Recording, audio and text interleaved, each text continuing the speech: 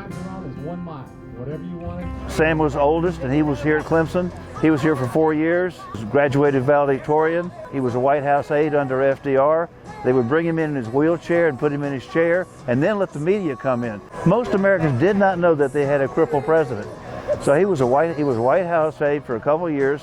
Met my mother, who went to Sweetbriar, and then this thing called Pearl Harbor came along. And he was on a trip. The radio came on and said, "This is not a fake. This is real. Pearl Harbor's been bombed, and you're to report to your duty station the next day." So Bill was also involved. The Bill's 1 year younger, but after a year, he took time and he went to West Point, and he was a very strong cadet there. So now the war was going on, and Sam got assigned to the Enigma ultra secret decoding team, which Hitler had. There was theoretically 10 million combinations of these little rotors, and we were able to decode the things that came from Hitler in about 3 hours. And my father would give them to Omar Bradley, so that was his job. He was over in Bletchley Park, England, and he was with the 12th Army in Normandy and all the way to Paris, over to Germany. Bill was finished West Point. He had some assignments, and when he heard about Pearl Harbor coming, he said, "That's it. Our numbers are we were on the Banana Peninsula, where we're eating our horses. I mean, there's nothing left." And so he was captured along with 60,000 people, largest surrender ever of Americans. A lot of them were Filipinos. Most of them were. There were about 25 to 30 Americans. And you had the Bataan Death March, which went up to 90 miles, depending upon when you got on it.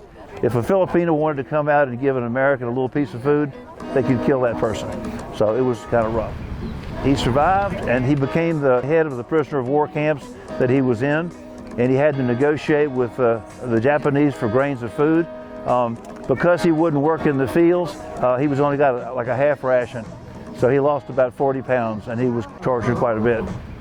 And eventually ended up in Japan on a ship, a cargo ship. They wanted to take all the officers for ransom. One day he was over at a prisoner of war camp. It was about 90 miles from Hiroshima. You know where I'm going on this. And somebody came to him and said, Colonel Orr, what's going on?"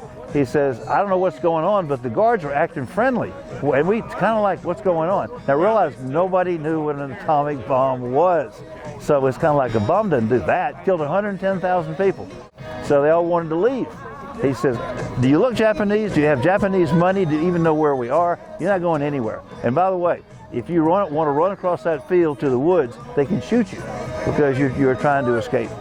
So they waited a week, and the Rangers parachuted in. They all parachuted in, and they said, "You're free." Just a few years ago, we found out that he had written another will, and he said, "I really want to be buried with the people I lived and died with."